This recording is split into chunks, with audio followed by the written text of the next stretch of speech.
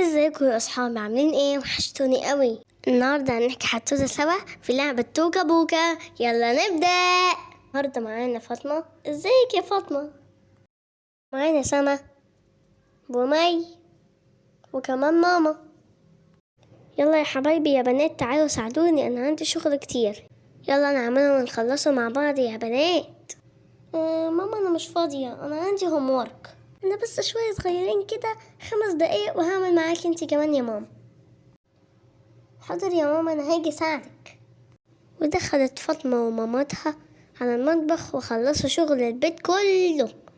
وماما دعت لفاطمة دعوة جميلة جدا عشان هي ساعدتها، وفاطمة كمان انبسطت عشان هي حست انها عملت حاجة صح مع ماما، وفكرت في اخواتها وزعلت وقالت في نفسها هما ليه مش بيساعدوا ماما؟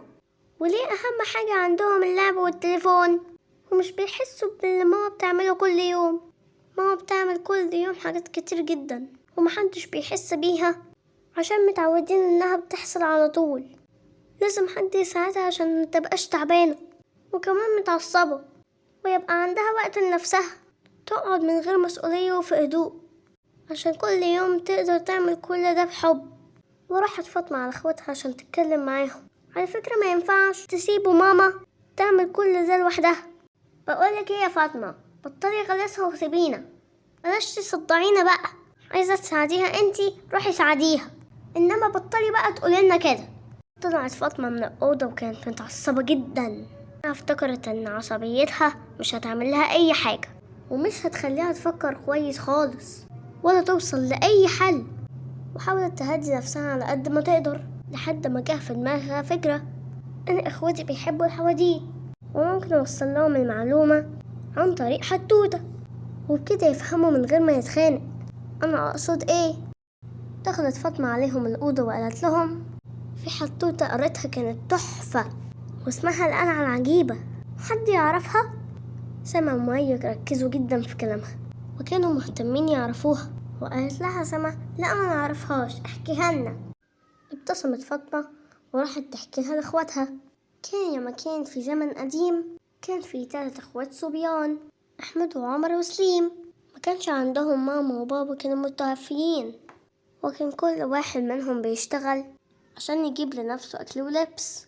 وكان في الوقت ده كان فيه كلام منتشر في المدينة إن في قلعة كبيرة عجيبة مصنوعة من الذهب ومنقوشة من أجمل الألوان، وكل اللي يشوفها يقع في حبها من كتر جمالها.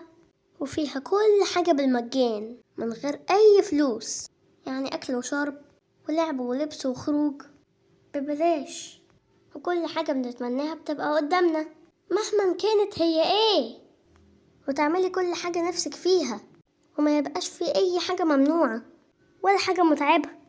وكمان الناس اللي عايشين جوه طيبين ومفيش أشرار في المدينة، ولا حد يسرقك ولا حد يخطفك. وبعدين كملي. الإخوات ال3 كل ما يروحوا في حتة يلاقوا كل الناس بتتكلم عن القلعة دي وقد ايه الناس اللي جوه محظوظين يبختهم انهم عايشين فيها وكانوا يتمنوا يبقوا مكانهم. فال3 اخوات وبعد ما كل واحد رجع من شغله وقاعدين مع بعض وبيدردشوا، احمد قال لهم ايه رأيكم في القلعة اللي الناس بتتكلم عنها دي؟ ما تيجي نروح ونشوف حظنا، جايز نقدر نعيش فيها ونرتاح من الشغل ويبقى عندنا كل حاجة من غير اي مجهود. عمر اخوه رد عليه وقال له بس انت شايف ان في ناس كتير راحت ورجعت وما رضيوش يدخلوهم القلعة. احمد اخوه رد عليه وقال له ان في ناس كتير راحت ودخلت وعاشت سعيدة، احنا لازم نجرب، جايز نبقى من الناس اللي دخلت. عمر اخوه رد عليه وقال له كلام مظبوط، احنا لازم نعمل اللي علينا ونحاول. احمد بقى قال ايه، انا اول واحد هجرب بقى وهجهز شنطتي واروح بكرة الصبح. وبدأ أحمد يجهز في شنطته علشان القلعة دي بعيدة عن المدينة. وسافر أحمد ووصل لمكان القلعة ووقف قدامها وما كانش مصدق نفسه خالص من كتر جمالها. كان مفكر الناس بتقول أي كلام وبتبالغ، لكنه دلوقتي واقف ومنبهر بالشكل اللي أول مرة يشوفه في حياته، ومفيش حاجة شافها في حياته أحلى من القلعة. ومد إيده أحمد وخبط على باب القلعة الكبيرة عشان حد يفتح له ويدخل بقى ويعيش جوه. الحراس فتحوا له الباب وقالوا له استنى هنا شوية. وأحمد واقف دخل عليه راجل عجوز وقال له انت اسمك ايه؟ قال له انا اسمي احمد. طب عاوز ايه يا احمد؟ ايه طلباتك؟ انا جاي نفسي اعيش هنا. قال له الراجل طبعا تقدر تعيش هنا بس بشرط واحد، انك تجاوب على سؤال واحد صح. احمد قال له بس كده؟ دي حاجة في منتهى السهولة، اتفضل اسأل. الراجل قال له انت عليك ديون؟ يعني ايه ديون يا فاطمة؟ ديون دي يعني حاجة لازم تترد. يعني مثلا لو انت محتاجة فلوس ورحتي استلفتي من حد الفلوس دي بقت كده دين عليكي، يعني حاجة لازم ترجعيها. او مثلا حد ساعدك في حاجة او عملك خدمة انت كده مديوناله، يعني انت كمان المفروض تساعديه لو محتاج مساعدة او ترضيله الجميل اللي هو عملهولك، يعني ما ينفعش ناخد وبس. ايوه انا كده فهمت، يلا كملي القصة. رد احمد عليه وقال له لا ابدا، انا لو اخدت فلوس من حد برجعها له، لو حد عمل لي خدمة بردها له وما بسيبش اي حاجة عليا. رد الراجل وقال له اجابتك غلط، مالكش مكان معانا. احمد اتعصب، ليه؟ انا قلت ايه غلط؟ انا عملت ايه؟ استنى طيب اديني فرصة تانية. لكن الابواب كلها اتقفلت خلاص. احمد اتعصب وما كانش فاهم اي حاجة بتحصل ورجع بيته وكان زعلان، كان نفسه يعيش في المكان ده جدا، وخصوصا انه سمع الناس اللي جوه بتضحك وفرحانة وسعيدة. وراح عمر اخوه يجرب حظه ويشوف جايز ينجح. قرر نفس كلام اخوه بالظبط والراجل رد عليه نفس الرد، ما كانش فاهم اي حاجة. وفي اليوم التالت قرر سليم هو كمان يجرب، وفعلا سافر وراح واقف قدام القلعة وكان منبهر بشكلها جدا. وخبط وطلع له الراجل وسأله انت عليك ديون؟ رد سليم وقال له انا لو اخدت فلوس من حد بردها له وبساعد الناس اللي محتاجة، ومش مديون لأي حد بأي حاجة إلا حد واحد بس، مهما عملت مش هقدر أرد الدين بتاعه. رد الراجل العجوز باهتمام، يا ترى مين الشخص ده؟ رد سليم وقال له أمي مهما عملت لها مش هقدر أسد الدين بتاعها ولا هقدر أوفي حقها عليا. هي شالتني في بطنها 9 شهور وتعبت في حملي وفي ولادتي وكمان في تربيتي. لما بتعب بتسهر جنبي، لما بعيط أو بتعور بتحاول تخفف عني، ولما بصحى من النوم بلاقي كل حاجة جميلة في الحياة بسبب وجودها.